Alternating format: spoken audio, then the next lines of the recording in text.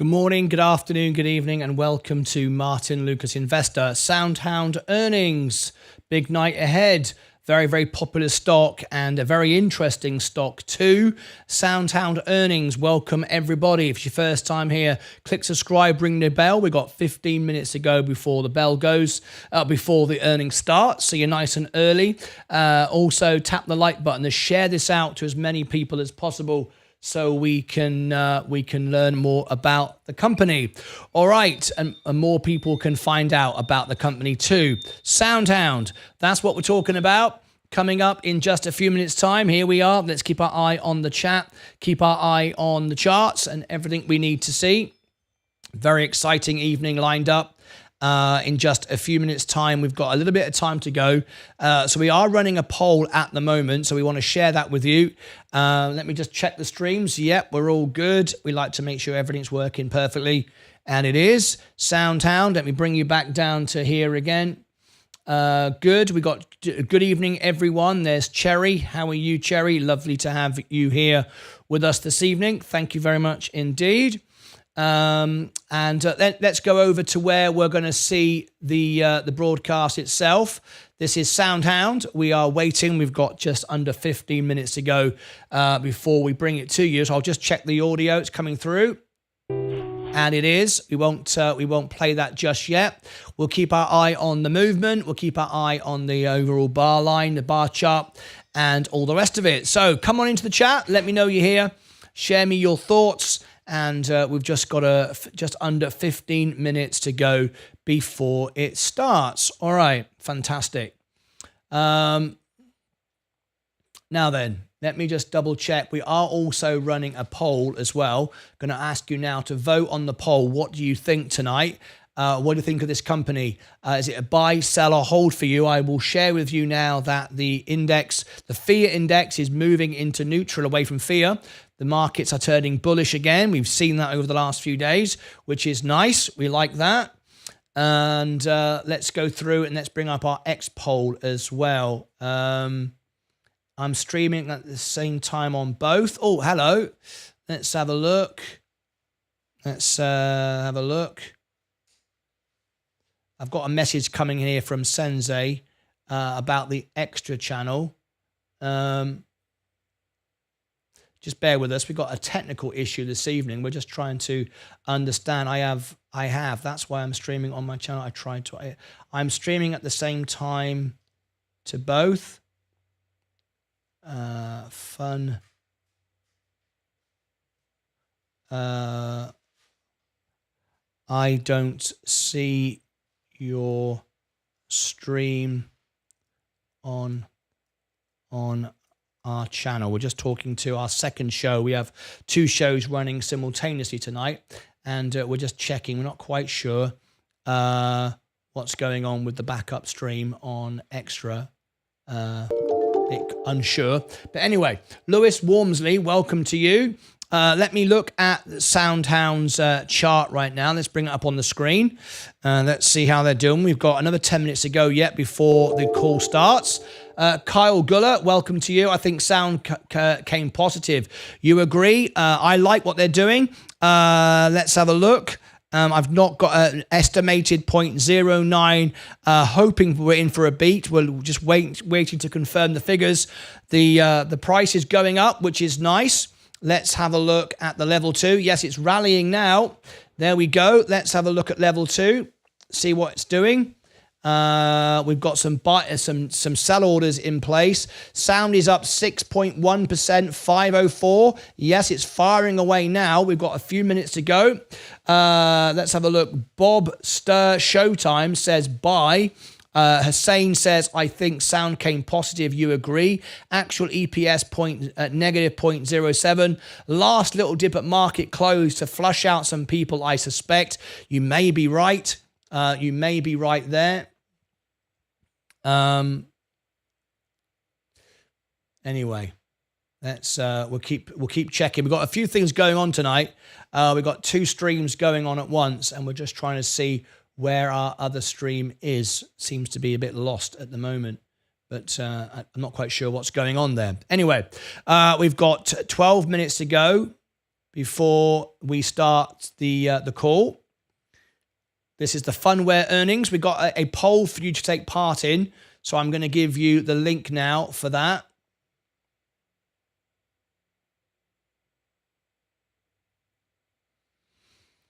Let me give you the link for the poll. Here is our poll right now. And wow, we've got a lot of votes on SoundHound tonight. Here it is. You might want to vote on this.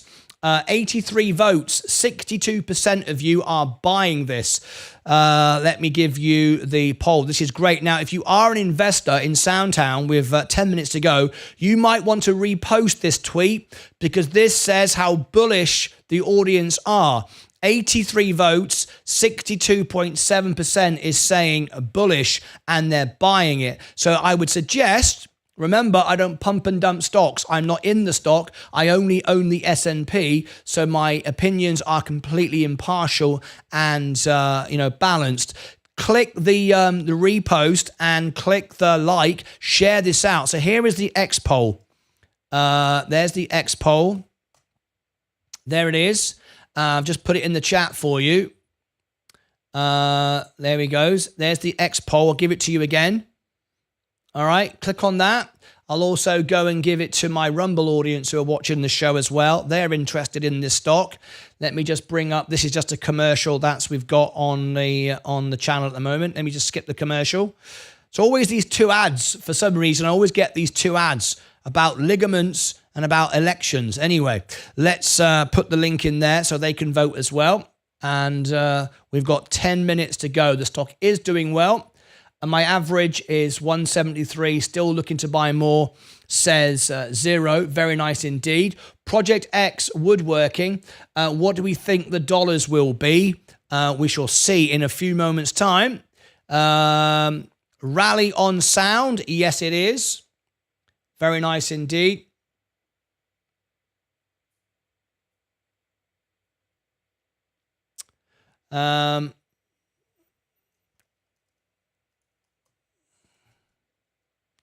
Let me check again. I'm just dealing with our second channel as we are doing two things at once tonight. We want to make sure that both earnings are covered for our investors. Just bear with me a second.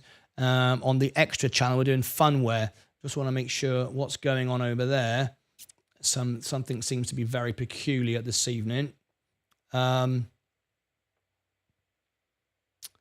Let's have a look. Copy that. Live 2. And 330. Let me check this. There's nothing wrong with that at all.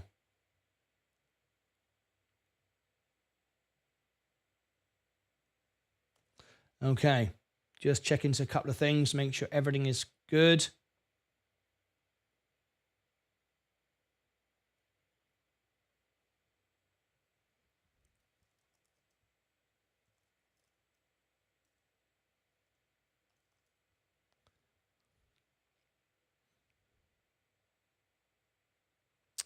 All right, we've got, how long have we got now before? We've got 8 minutes to go. I will be bringing it to you.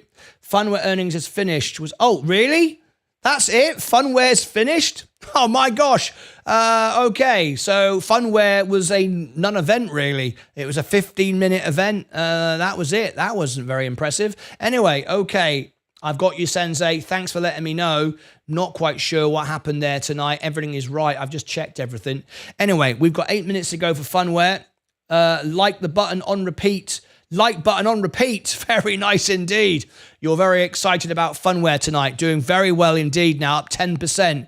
Very, very good indeed. Now, we do rank #1 on YouTube for this stock. So you might like to share this out and we can put some very bullish information out about Funware tonight. So this could rally and run and run and run. So please make sure that you do that. Anyway, there we go. just a few seconds ago. I'm going to check in on the stream in a few moments' time. I've just come off the phone from WidePoint, by the way. Very excited to have the CEO live on our show very soon. They're coming on the show. We've got Asti, the CEO of Asti, coming on the show live in my studio. That's coming up in a week or so's time. Very, very excited. We've got a lot going on here tonight. Sensei, thank you ever so much for covering the earnings.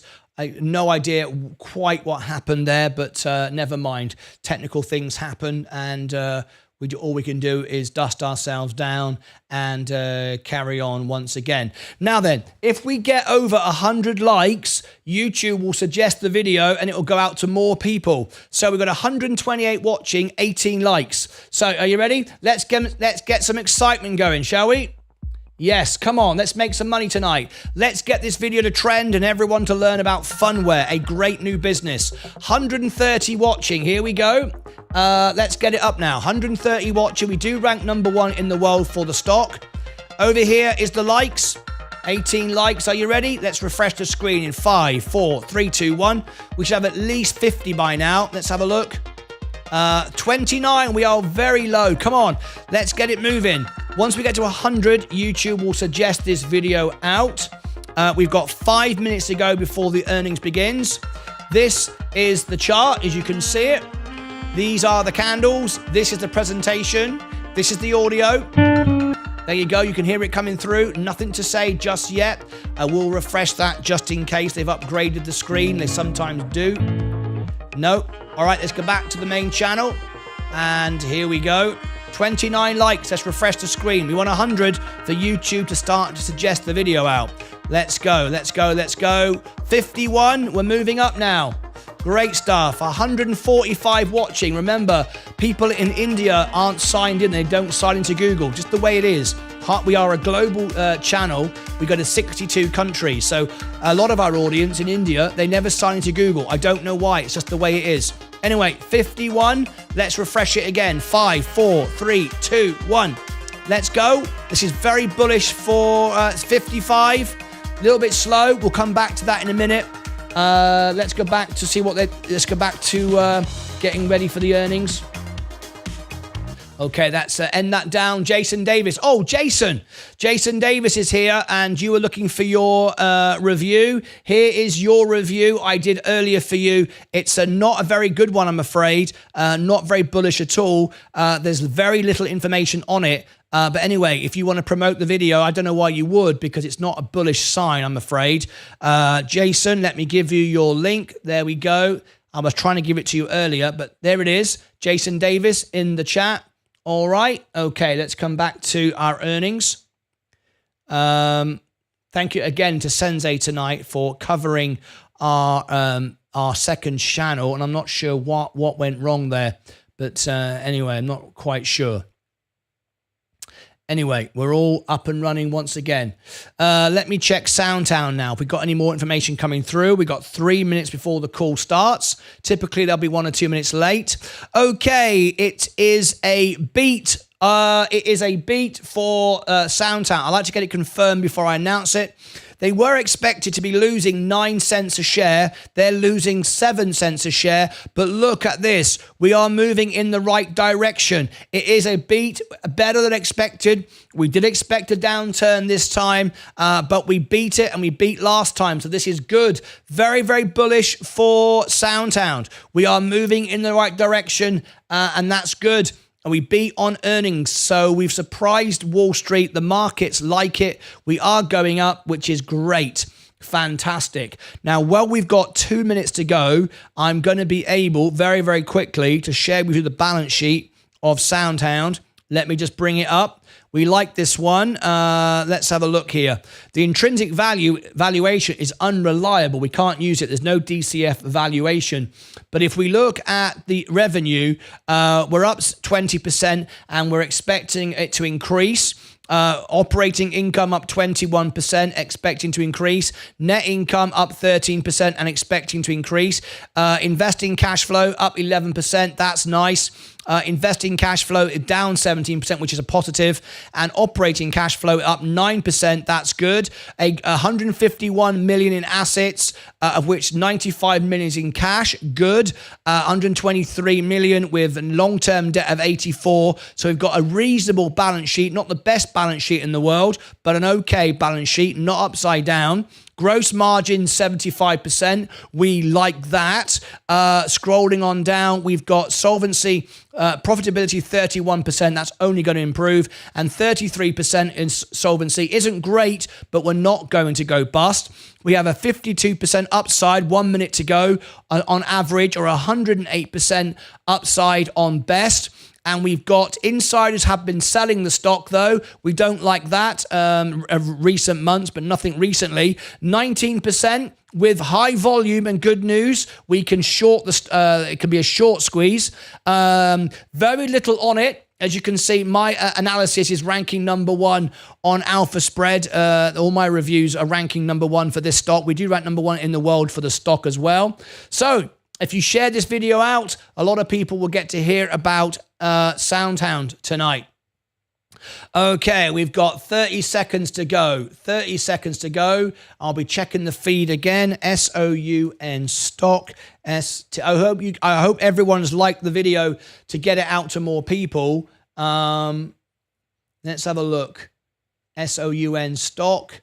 Let's see what's going on. Right, we are currently ranking, because we haven't done a video on this for a few weeks, we are now number 2 in the world, which is pretty amazing, because number 1 has got 63,000 subscribers and number 3 is 63. We've got 23 and we're ranking number 2. I guarantee by tomorrow we will rank number 1 once again in the world. We've just lost our top spot, but we'll get it back. Right. Let me go over to SoundHound now and see if we've got the broadcast starting. Here we go. All right, let's have a quick look. Listen in. Here we go.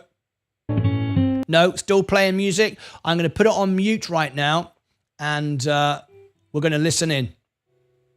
Okay, I'm listening in now, and I will bring you the information in a moment.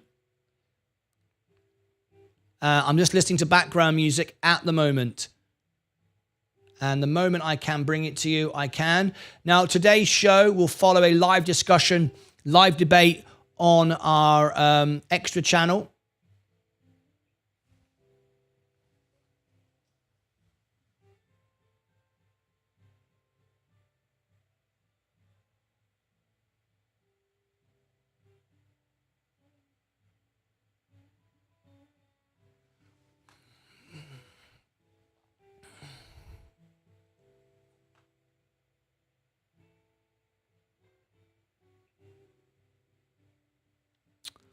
We're just listening in to the music.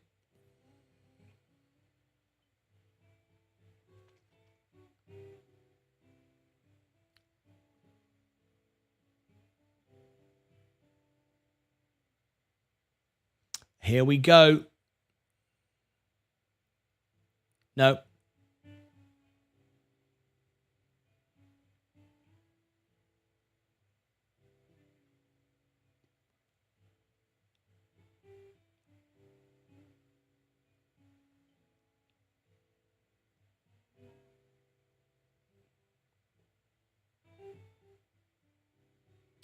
I think Sensei is broadcasting to our extra channel, which is kind of weird. Yeah, he is. Here we go. And thank you for standing by. Welcome to SoundHound Q1 2024 earnings conference call. At this time, all participants are in a listen-only mode. After the speaker's presentation, there will be a question and answer session. To ask a question during the session, you will need to press star 11 on your telephone. You will then hear an automated message advising your hand is raised. To withdraw your question, please press star 11 again. Please be advised that today's conference is being recorded. I would now like to hand the conference over to your speaker today, Scott Smith, Head of Investor Relations. Please go ahead. Good afternoon, and thank you for joining our first quarter 2024 conference call. With me today is our CEO, Keyvan Mohajer, and our CFO, Nitesh Sharan. We will begin with some short remarks before moving to Q&A. We'd like to remind everyone that we will be making forward-looking statements on this call.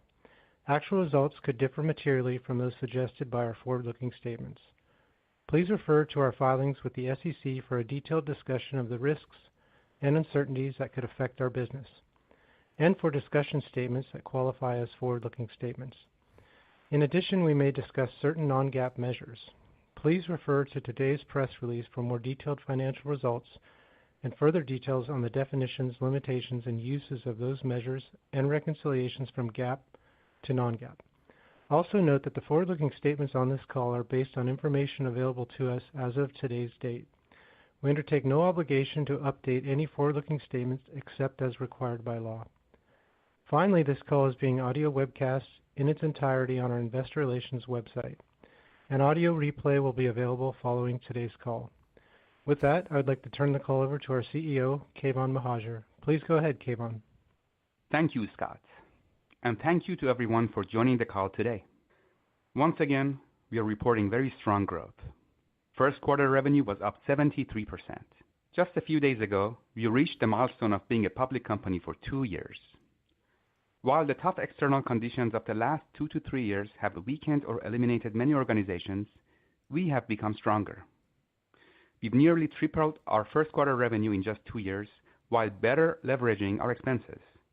And we have more than doubled our cash position to its record high of approximately $225 million on the balance sheet. Our 3-pillar strategy is working. This quarter was a special quarter for our Pillar 2, where we offer AI customer service solutions for businesses. About 30% of our revenue was from Pillar 2, with over 10,000 locations live in production and over 100,000 in our pipeline. Just a year ago, these numbers were negligible. And for the first time, our next-generation drive-thru AI service, Dynamic Interaction, is now live with one of the top global QSR brands, and the results are incredible beyond expectation. The main challenge our customers faced on the first day of being live with Dynamic Interaction was that our AI was so fast at taking orders that their kitchen could not keep up with the pace. Of course, they're addressing that on their side and are pleased with the results and immediately decided to expand to more locations. As we've said before, our AI solution saves costs for our customers, improves the experience of their users, and also increases revenue by adding throughput and proactively offering upsells. Dynamic Interaction is a SoundHound technological breakthrough like no other. We believe its impact on voice and conversational interfaces will be as meaningful as the Apple multi-touch technology on touch interfaces. If you have not seen it in action, check out the videos on our website. We have built a competitive moat with our proprietary technology that is creating a massive opportunity in customer service. We have agreements executed with several other large QSR brands that will be deploying Dynamic Interaction in the next few months. For example, Church's Chicken. The earlier version of our drive-thru AI experience has been live for several years and continues to thrive. White Castle continues to expand its footprint with more locations opening, including one of their busiest locations next to Disney World. Another major QSR with over 2,000 locations uses our AI for drive-thru and continues to expand our offering to more locations as they add more drive-thru capabilities to their existing in-store and takeout services. Next, our smart ordering offering continues its strong adoption. Smart ordering uses our voice AI for answering all inbound phone calls, to take customer food orders, and to answer numerous questions, allowing restaurants to free up their staff to focus on making food and engaging with customers in-store. We handle millions of calls per month, and we power national brands such as Chipotle, Casey's, Firehouse, Noodles, and Five Guys. Last quarter, we announced a pilot with Jersey Mike's. The pilot was successful, and they're adding more locations. We also expanded with Applebee's and now have our voice AI offering across multiple franchisees, resulting in an additional 500 locations this quarter alone. We introduced a product called SoundHound Employee Assist, which uses our conversational voice AI technology to support employees like a co-pilot across a variety of tasks via their headset. We already have several customers benefiting from this new service, and we will have more to share soon. Last year, we expanded our AI customer service offering beyond restaurants with Smart Answering, a product that handles multiple calls at once 24/7, conveniently filtering out spam calls, providing verbal and SMS responses, taking configurable actions, capturing leads with intelligent messaging, and answering questions about policies, hours, products, services, pricing, and more. Smart Answering is showing rapid growth within Pillar 2 and already has hundreds of locations signed up, from single-location small businesses to brands such as Planet Fitness. We estimate our Pillar 2 total addressable market to be over $100 billion, with over 1 million restaurants and approximately 30 million businesses in North America alone that we can offer our solutions to. And with dozens of languages we already provide to our Pillar 1 customers, we plan to also go international in Pillar 2. We believe with large language models and generative AI, and most importantly, the data science and machine learning behind our proprietary software, the time is now. Very few companies can offer businesses of all sizes an affordable, fast, and easy-to-implement solution that addresses their growing needs. While other point solution providers and legacy call center vendors are trying to evolve their offerings to include AI, we already have a fully automated and therefore easily scalable solution. We own our tech. We have big data from real interactions and nearly 20 years of experience. This is why we are winning. Moving on to Pillar 1, where we power products such as cars, TVs, and IoT devices.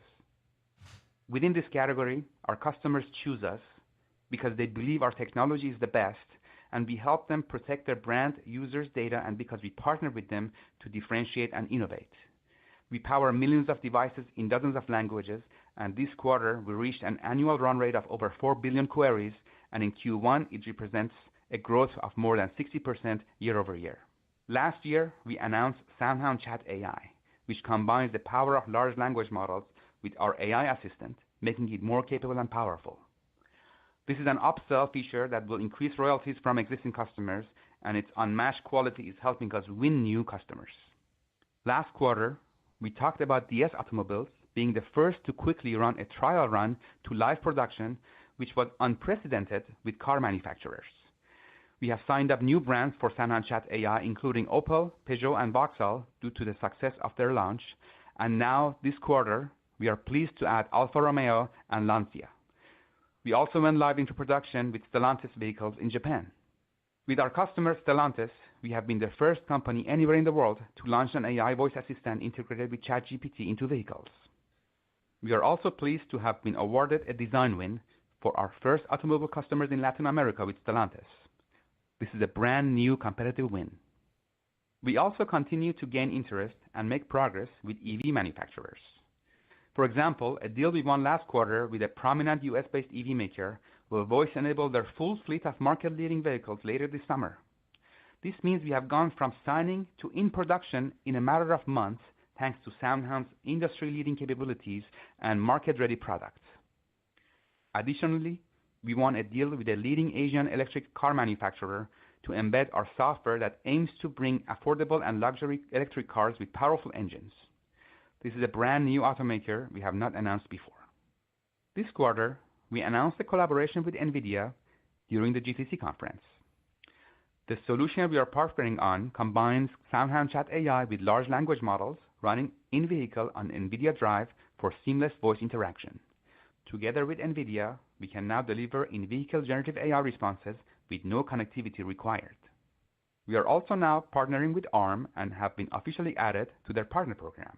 More to come on that later this year. Just today, we announced a partnership with Perplexity, which will bring cutting-edge online LLMs to SoundHound AI.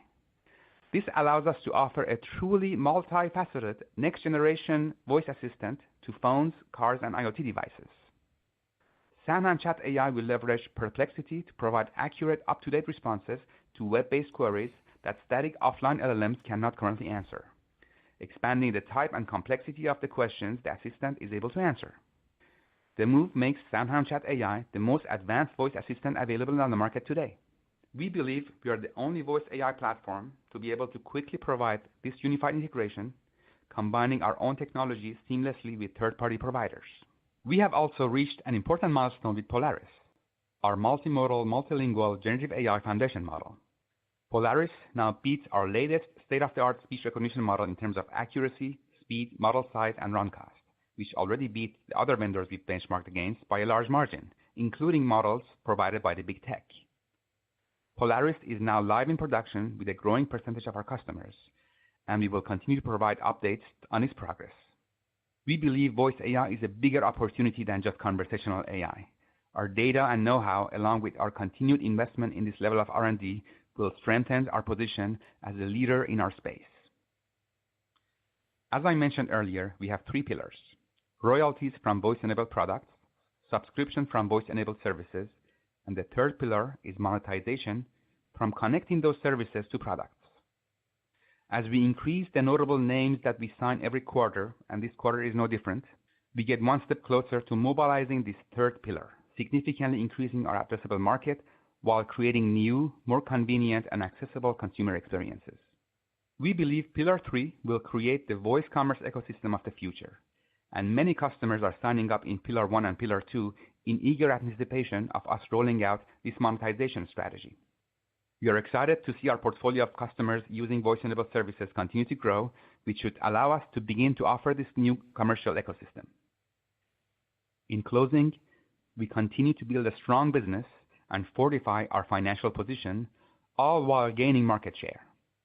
We couldn't be more pleased with the demand we are seeing and the high praise we are receiving from the customers we are serving. With another quarter of strong growth and notable customer wins, our momentum continues to grow. We remain passionate about what we do, and that has not changed in the 20 years since we founded the company. We look forward to continued strong growth and creating value for our stakeholders. We are grateful to our amazing team that makes this all possible, as well as our customers, partners, investors, and shareholders.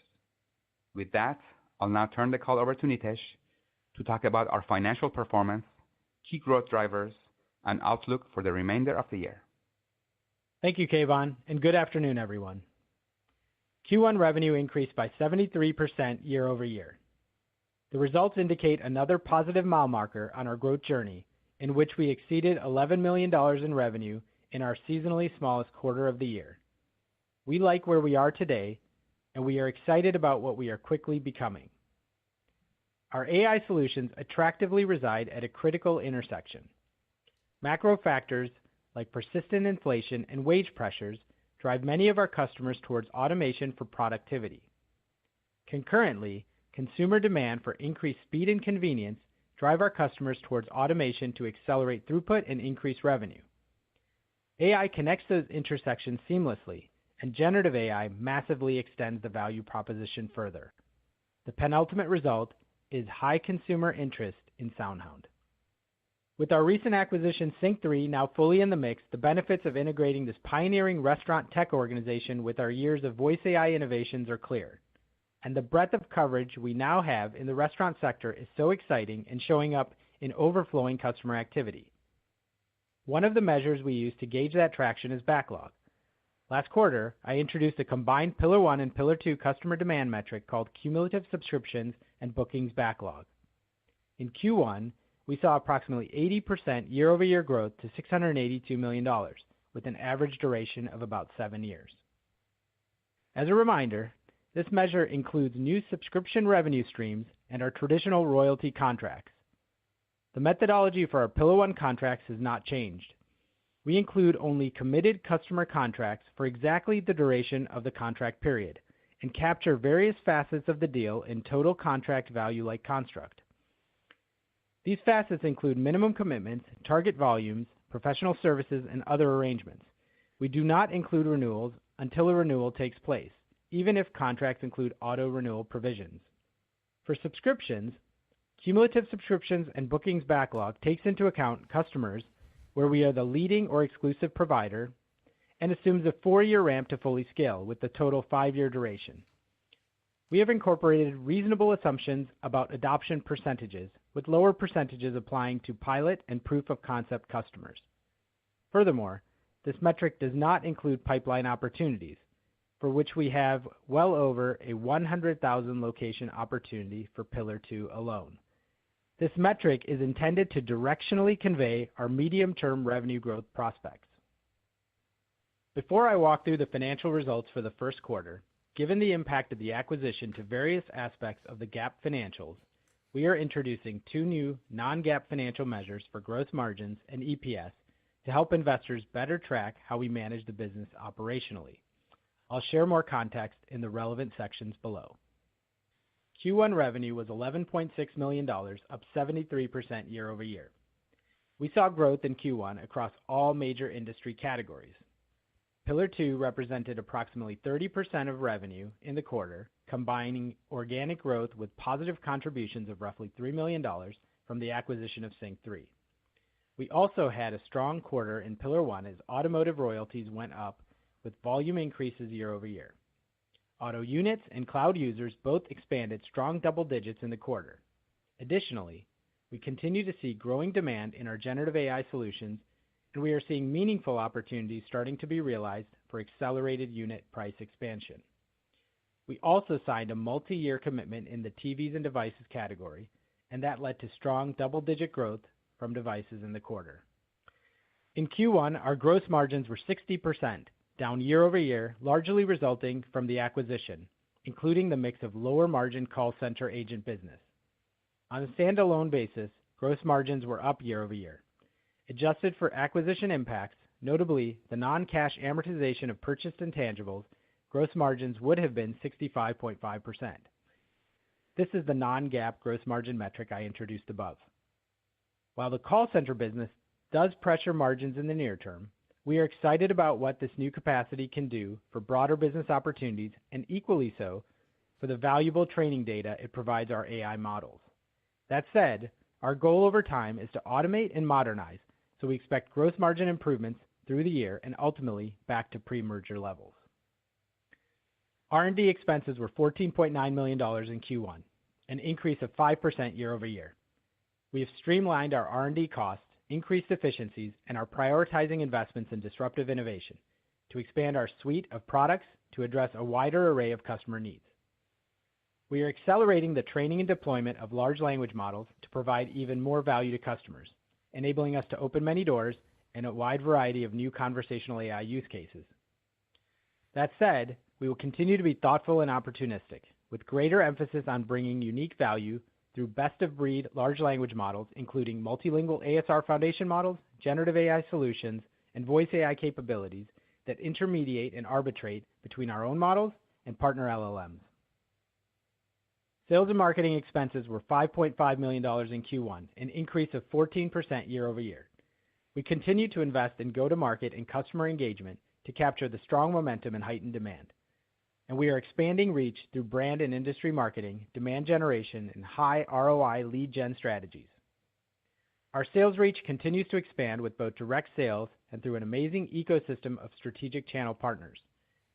We know the best go-to-market ROI comes from customers loving us. And this quarter, with one of the largest QSRs, we were introduced to their executive management team as the best partners their team has ever worked with.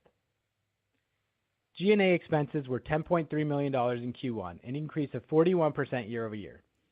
The increases in G&A reflect two main elements that we talked about last quarter. Our year-over-year comparison continues to be impacted by investments in financial and non-financial processes. Put in the chat, and internal control bullish requirements under or SOX bearish. 404B, Copy and paste. A large accelerated filing bullish structure. And this quarter also or bearish. Acquisition-related costs. All operating expense line items were impacted by the Sync3 acquisition, as well as higher employer-related tax costs and increased compensation. Non-cash employee stock compensation was $7 million in Q1. As a result, our operating loss for Q1 was $28.5 million. This included non-cash acquisition impacts related to the fair value accounting that will likely introduce volatility into this line for the foreseeable future. OI&E was $4.2 million of net expense for the quarter, and net loss was $33 million in Q1 compared to $27.4 Just for the next minute, everybody copy and paste. I don't mind. Led to a net loss per share copy and paste, in Q1 bullish of 12 cents or bearish. compared to 14 cents in the previous year. Adjusting for non-cash acquisition-related amortization of purchased intangibles, fair value adjustments, M&A transaction costs, stock-based comp, and other non-cash items, we're hoping to have the CEO on the show live in the quarter. This is a measure we will continue to report upon in future quarters, given it better normalizes the ongoing operating results of the business. Adjusted EBITDA was a loss of $15.4 million in Q1. The year-over-year decrease was a result of the previously mentioned higher operating costs as well as the Sync3 acquisition impact. Net cash used in operating activities for the 3 months ended March 31st, 2024 was about $21 million. Our cash position at quarter end was $226 million, of which $212 million was in cash equivalents. With this strong cash position, we have given ourselves some great optionality to drive the business forward and further improve our financial profile. We entered a new ATM program in the quarter to provide us with capital raising flexibility. Although our balance sheet and forward projections indicate we don't have any time-sensitive capital raising needs. It would only be necessitated strategically, either for capital structure optimization purposes or if another attractive acquisition opportunity presented itself, where the economic value merited it. All that said, we don't take this strength for granted and are committed to being prudent stewards of capital, focusing on creating long-term, sustainable growth and profitability. With that, let me discuss our outlook for the remainder of 2024. We are excited about the opportunities ahead and pleased with our top-line performance coupled with the demand we are seeing in Pillars 1 and 2. And we are driving new opportunities in Pillar 3. We are ahead of pace in having Pillar 2 exceed 20% of total revenue mix this year, and we see that mix increasing as we go into 2025. Given the Q1 performance, we are raising the lower end of our guidance and narrowing our initial range, which steps up our midpoint to $71 million. Therefore, our revenue guidance for the full year is now $65 to $77 million. We continue to believe the right expectation for subsequent quarters is roughly 50% year-on-year growth. We hope to outperform, but at this stage, we believe this is the appropriate expectation. Furthermore, we still expect to cross $100 million in revenue and deliver adjusted EBITDA profitability in 2025. As I noted last quarter, the increased cost impact on gross margins and adjusted EBITDA is temporary, and we expect both to improve as we move forward. With the Sync3 acquisition, we are working on migrating their cloud and AI infrastructure to SoundHound, so in the immediate term, we have some duplicative costs. In addition, while a portion of Sync3's revenue is AI-driven, they also have a legacy call center operation, which their team has been gradually upgrading with AI. We expect to further accelerate this migration, which will ultimately calibrate their gross margins to ours over time. Overall, though, based on initial conversations with customers and partners, we are making great progress, and there is strong interest to even further increase the value we create for customers. I'll close with another note of conviction in the business we are building. As I've said before, the path forward isn't always linear. In particular, creating disruptive, transformational innovation is not for everyone, but it's a strong part of SoundHound's DNA. When the pieces start falling together, though, there's a gravitational force at play. With our proven track record of progress, as each quarter passes, we get closer to our escape velocity. Despite our achievements so far, we don't take our success for granted, and we fight for it every day to aim higher and push the boundaries further, measurably and persistently. Thank you. We will now move to Q&A. Great stuff. Thank you.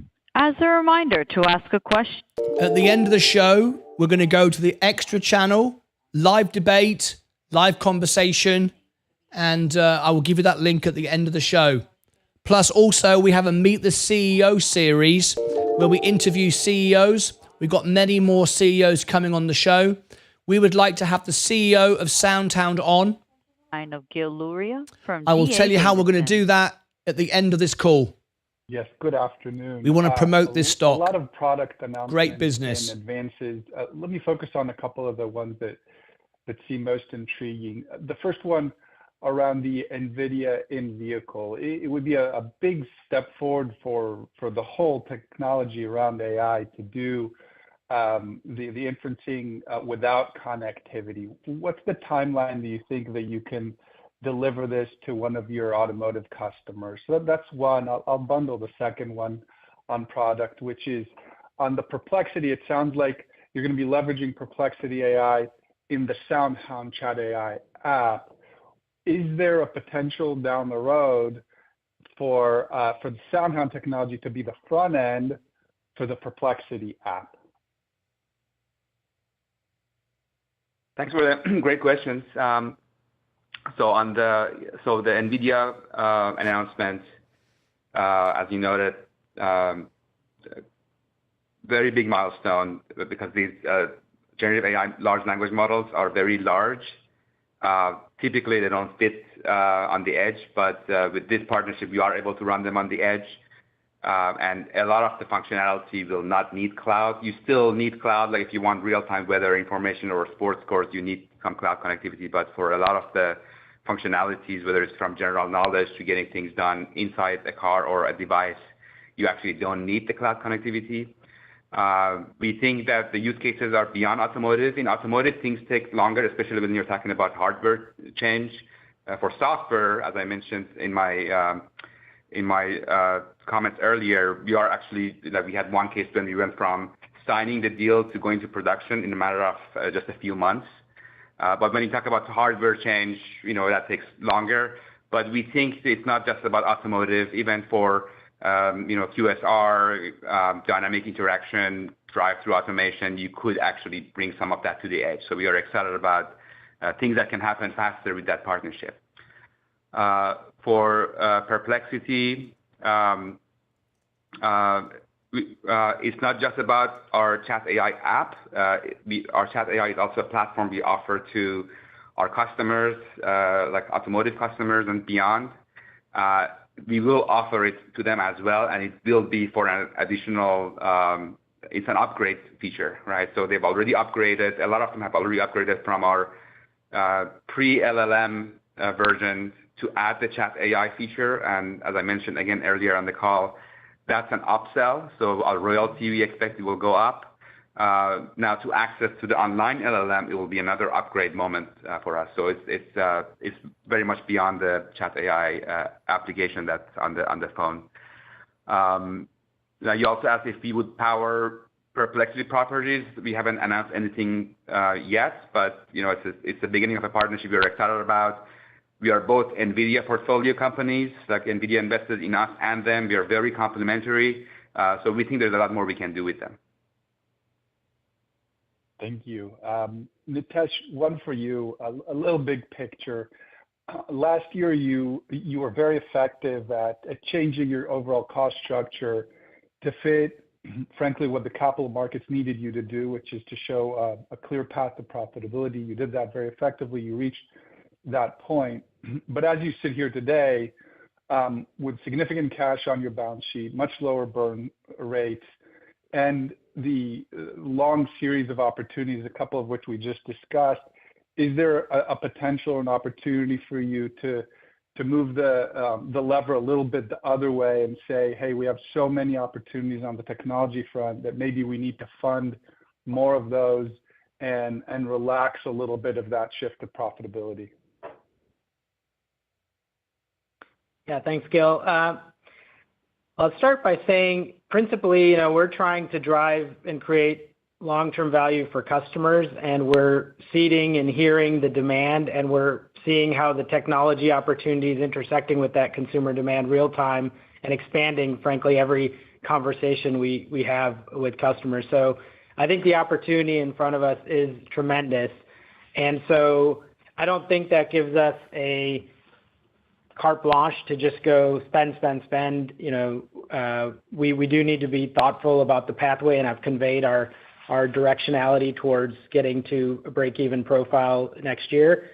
But to your point, I think there is more opportunity that we're seeing every day in terms of active conversations with customers to really go faster, to invest in the solutions. I think certainly your first question on the opportunities in the auto is certainly there, and we're seeing that, especially with the speed that we're able to move with some of the EV players.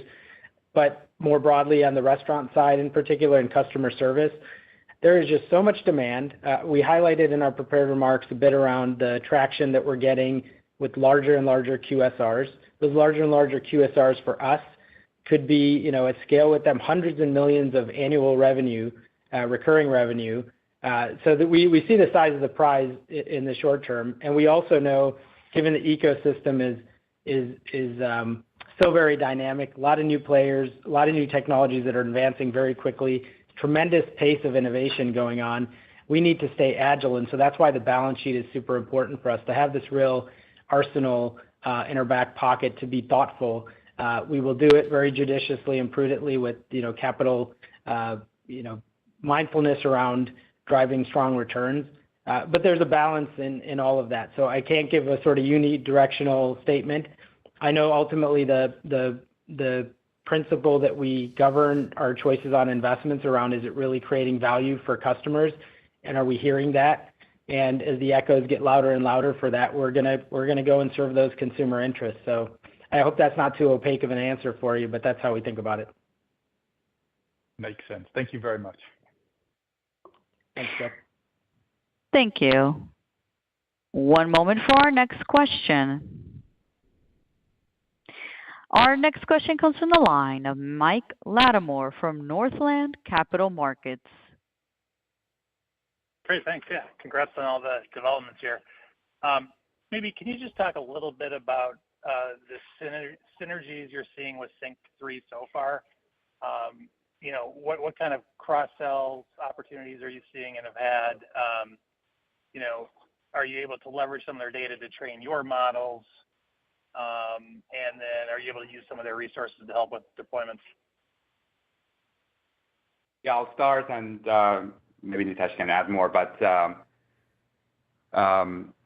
absolutely, we see the synergy. It was a fantastic acquisition. We couldn't be more proud of it. Every day we feel it. They have a ton of data, and we are already using that to make our models better. They have a lot of integration, and it's not just about offering a magical AI model that does everything. You have to go and integrate with POS systems, and a lot of these enterprise customers have their own in-house systems that you have to integrate with.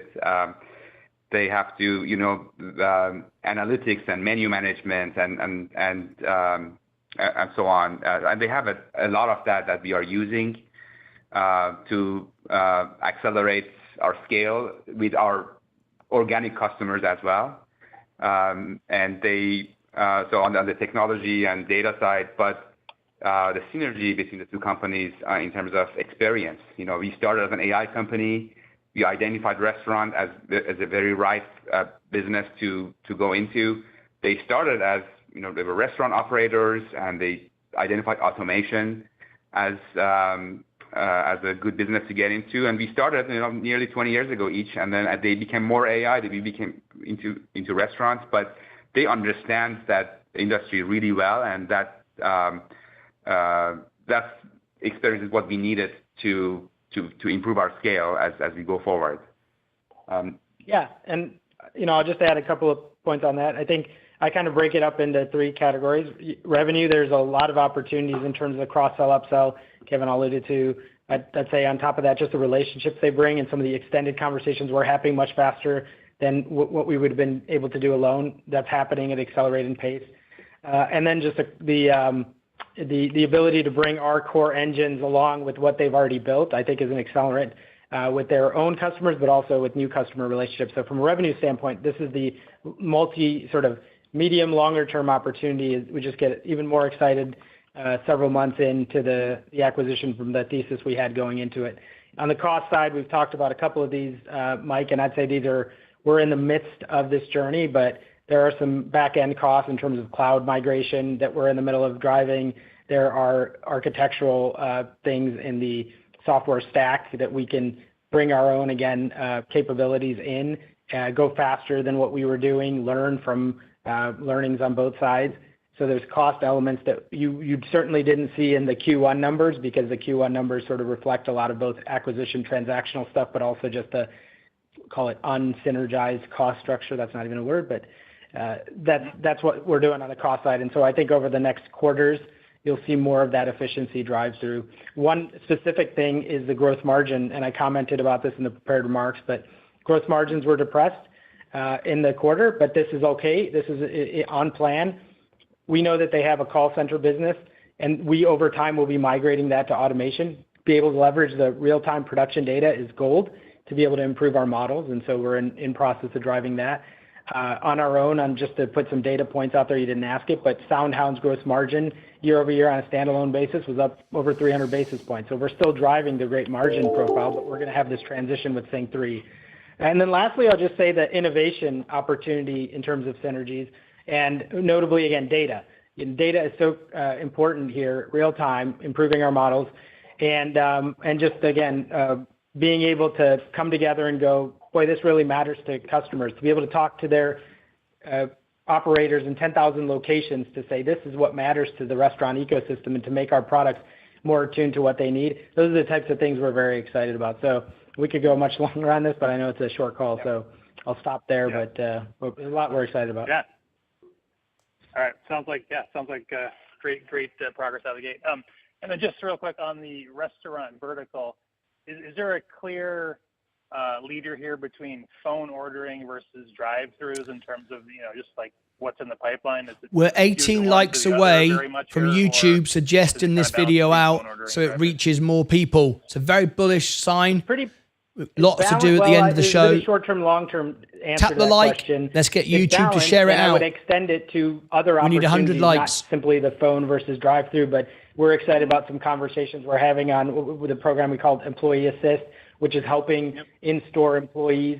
There's in-app conversations going on that a lot of restaurants are excited about. Our smart answering capability is sort of front-end vehicle on a lot of this is something else. So there's a suite of opportunities, and part of my last answer on innovation, I mean, those are things that are sort of getting incubated here.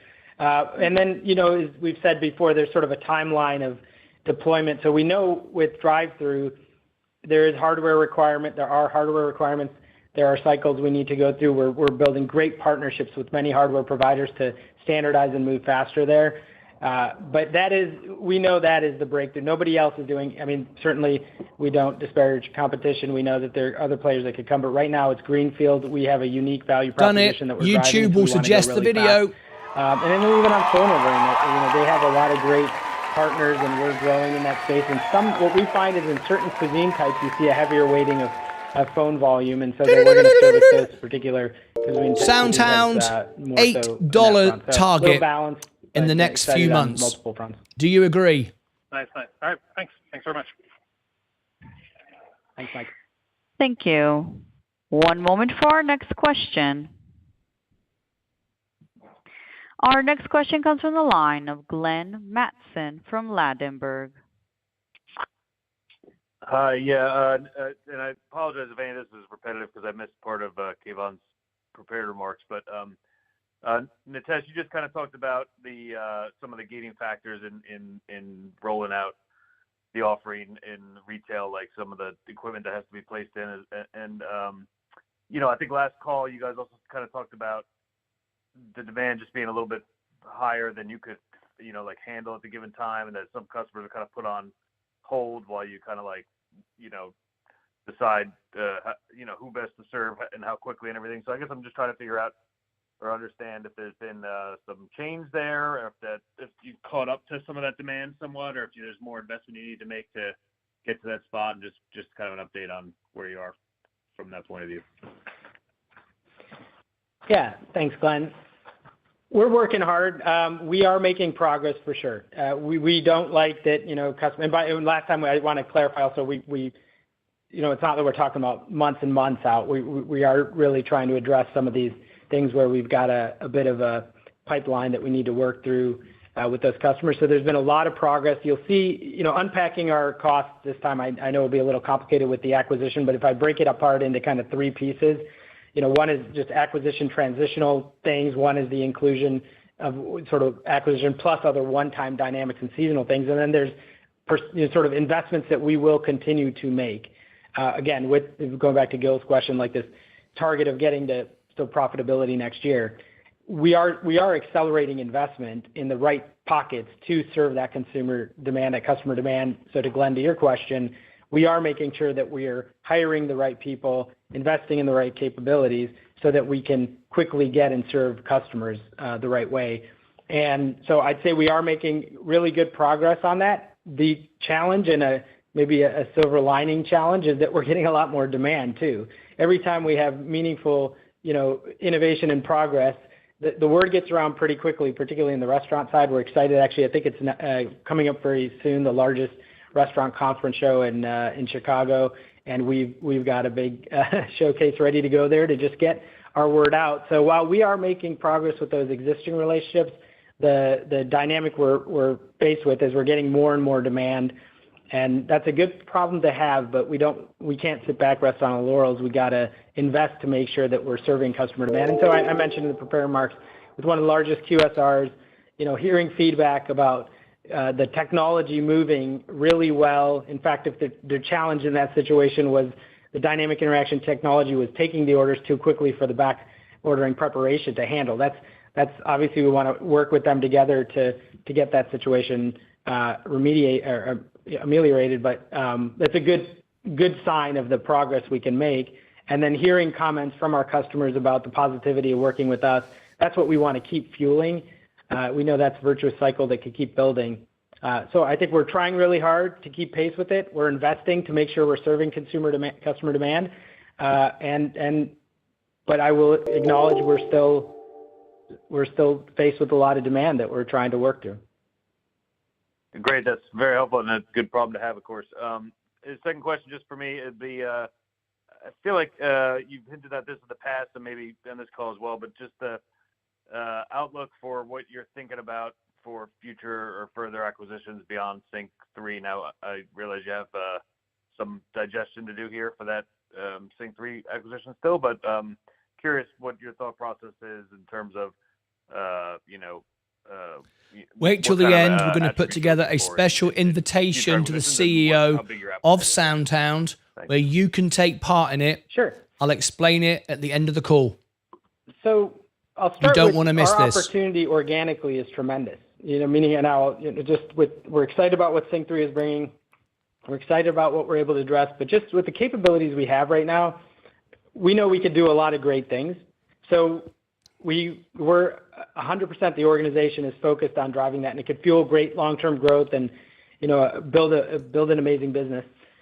The ecosystem around us, the macro landscape, and what we're seeing from other players, there's multiple things happening. First, I think the recent shift, Gen AI is disrupting a lot of people. Number two, it's bringing a lot of new players into the ecosystem. So we're certainly not going to sit with our head in the sand and kind of just drive our own agenda. We're going to be very mindful because, number one, it's not just an acquisition story. It's about partnerships. It's about learning from others. And so we're going to take a very holistic view of being very thoughtful of who are the new players. And we have a team dedicated to being on top of this all the time. And so the architecture we think about any organic investment or inorganic opportunity is through our 3-pillar framework. We are aggressively going out and driving voice-enabled products, autos, IoT, other devices. We're aggressively starting the journey through customer service, leading with restaurants, but our smart answering is scaling across others. Kayvon mentioned in prepared remarks around fitness centers, beauty salons, real estate agencies, so forth, many, many different types of businesses that we are now servicing. And we are now, because of the scale we have, seeing great opportunities in generating momentum with monetization, which is when we're integrating the voice-enabled services with the voice-enabled products. And frankly, we see opportunity to drive that organically. And then when we find companies who are doing they're doing some great things in a particular pocket, we're going to talk to them. And if there is, 12 things need to line up for M&A to ever make sense. But certainly partnerships make sense a lot, and we're expanding that. We mentioned a few of those on the call today. So we're going to be open-minded. Having a strong balance sheet gives us and affords us the opportunity to be thoughtful. And yet again, we're going to be prudent stewards. So everything needs to be on strategy, needs to be on where the world is moving, what the tech is allowing, what customers want. And in terms of, I guess you also asked, appetite, it's all about, to me, it's return on capital above your cost of capital, risk adjusted. And as long as that math works out, then we'll be open to it. But we are a small disruptive company, so it's not always a dollar sign, it's also a speed sign. We want to go fast and continue to disrupt aggressively. So, if there's sort of an opportunity that seems like that would slow us down, that's not the right thing. If things that will make us go faster, that's the right thing. So that's the frame we use. Great. That's very helpful, Nitesh. Thanks, and congrats again. Thank you. Thank you. As a reminder, to ask a question, please press star Stick to the end. We're going to make a special invite and wait for your CEO video name to be announced. to withdraw your SoundHound, question, and you can all be part of it. I'll explain in a moment. Again. Our next question comes from the line of Brett Knoblauch from Cantor Fitzgerald. Hi, guys. Thanks for taking my question. On the restaurant side of the business, it's nice to see kind of demand continue to increase there. Can you talk maybe about where that demand is coming from a lead gen perspective? Is it your outbound sales motion? Are they coming to you? For example, like with Applebee's, it seems like that got deployed very quickly. Or is it the POS partnerships that you have with Square and Olo? Just be curious more on that front about the go-to-market strategy on the restaurant side. Yeah, thanks for the question. So it's a combination. We have events that we participate in that increases awareness, like the one that's coming up, National Restaurant Association. We have now a good-sized sales team. The Sync3 acquisition augments that. But we have seen a big shift that, maybe 18 months ago, we had to knock on these doors and educate them about the value of voice AI and automation. But now we see them knock on our door. Like a lot of these brands that we used to dream about talking to, now they're coming to us, knocking on our door, and they want to move fast. So there has been a very big change in the dynamic of the market.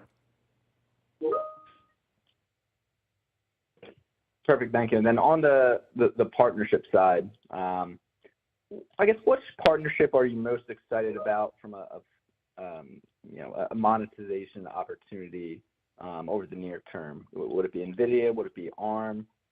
Perplexity? I guess any insights into how we should be thinking about those translating into financials? Yeah, I think channel partnerships are very impactful when there is a complementary business that has the same customers offering them something else that then our service on top of it can be very complementary, and they can bring us those opportunities or take our stuff and take it to their customers. Like Olo, for example, is a partnership we are really excited about. Those channel partnerships are very key. But when we can improve our product, we know that is going to translate to more adoption and more revenue. So the Perplexity partnership that we announced today was along those lines. Perfect. Thank you. Thank you. As a reminder, to ask a question, please press star 11 on your telephone and wait for your name to be announced. To withdraw your question, please press star 11 again. At this time, I am showing no further questions. This concludes today's conference call. Thank you for participating. You may now disconnect. No final thoughts?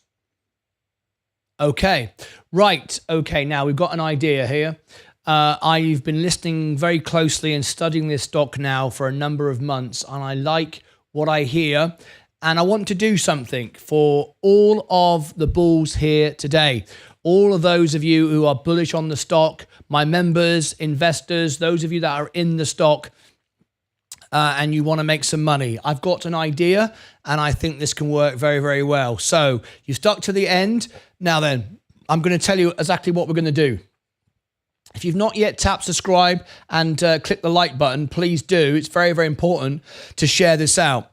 For those of you who don't know, I was voted by Elton John as the world piano man. This is my TV studio behind me. I write songs, I go live, I have live concerts, and I sit at the piano just behind me here and do concerts every Friday to the world. We have members in 62 countries. And this stock is right up my alley, okay? SoundHound is right up there. I like it. I like the technology and so on and so forth. Now, over the last few months, we've had CEOs on our show, and we've got many CEOs coming up. I've got Astley, Ascent Solar coming into the studio in a couple of weeks' time. They're bringing a suit of clothes made out of solar, bringing into the studio. I was just talking to WidePoint CEO Jen, who is the CEO of WidePoint, a few moments ago before this show started. He's going to be on the show. I'm reaching out to Elon Musk, Sir Richard Branson. There's a whole list, and I think SoundHound would be fantastic. And what I want to do is actually do a music song alongside SoundHound and put it out. So we're going to have some fun with this, and we already rank #1 in the world for the stock on YouTube, and we're really going to push this now, okay? Now remember, I'm not in the stock. This is my portfolio. I only own the S&P. This is my real money. And the reason why I tell you that, I started with $5,000 and I'm now at $83,000. So I've had a lot of success trading and investing, but I'm currently only in the S&P because I don't want to be a channel that is here to pump and dump stock. I want to be the most honest, most live channel in the world. We're gaining 1,000 subscribers a month, and we're doubling our rate of growth, a week, and we're doubling our rate of growth every month. And I anticipate we'll be at 10 million subscribers in 7 years. Our rate of growth is way above Meet Kevin, Graham Stepan, and we should be the largest financial channel in the world within 7 years. That's my belief of where we're going. So I want to use all of that to help my members, investors, and I want to get behind SoundHound. I love it, okay? I love what they're doing. So this is what we're going to do. I have never gone to a CEO to have them on the show, ever. I never sell myself. I never advertise at all. The investors go to the CEO, and that's how we've had them on the show. And I have got an idea that what we can do here to really promote SoundHound. So what I'm going to do, I know in the channel we have some scammers, some bots, some trolls, people like that. I'm not interested in that. So what we're going to do now is we have a channel here which is just for the investors. It's behind the scenes, the extra channel. We go live 12 hours a day for the investors. Now, this channel is a public channel, but you can't comment unless you are a member. And believe it or not, 99 cents is all it takes to get rid of the scammers and the bots and the trolls. They can't afford 99 cents. It's incredible. You would have thought they would have, wanted to stump up 99 cents so they control our channel, but they don't. We have not one single troll or bot or bear on our extra channel. So I have a strategy, an exact plan that we can put together in 5 minutes, and we can get the CEO on the show. So what I'm going to do is this, because I don't want to announce this to the bots, the trolls, the scammers, those that live on Reddit, those that live in stock twits and talk rubbish and nonsense. We are constantly making money, always beating the market, always doing well. So we don't want any of that rubbish. We only want the real investors. So what we're going to do now, I'm going to take you automatically into my extra channel. This is the extra channel here, behind the scenes, running live right now. And I'm going to tell you exactly how we're going to do this, how we're going to do a song, and how for SoundHound, and how we're going to get the CEO on the show. So I'm going to give you the link now. Wow, we've already got people becoming members of Extra. That was quick. Okay, so what I'm going to do now, bloody hell, you're really on it tonight. I've never seen anything like it. Okay, here we go. You're obviously really enthusiastic investors. So let's get busy. Here is the link to the extra channel. That's where we're going right now. I want 5 minutes of your time to tell you what we're doing. You can talk 12 hours a day here, share information. If there's any breaking news for SoundHound, let me know. And within minutes, I can come live, report it, beat the market, beat Bloomberg, beat CNBC, get the news out for the investors. This is not for the trolls, not for the bots, not for the scammers, not for the Redditors, not for those that live on stock twits who talk a lot of rubbish. This is those that want to make money, investors with intelligence and money to make money, okay? And trust me, 99 cents is all it took to get rid of them all, and we have none. So we're going there now. Jump on in. I'll take 5 minutes to tell you exactly what we're going to do, and we can arrange to get the CEO on the show alongside all of my other CEOs. You want to join me? Okay, here we go. We're going to jump now into the extra channel in 5, 4, 3, 2, 1. Join me there right now. I'll tell you all about it. Bye-bye.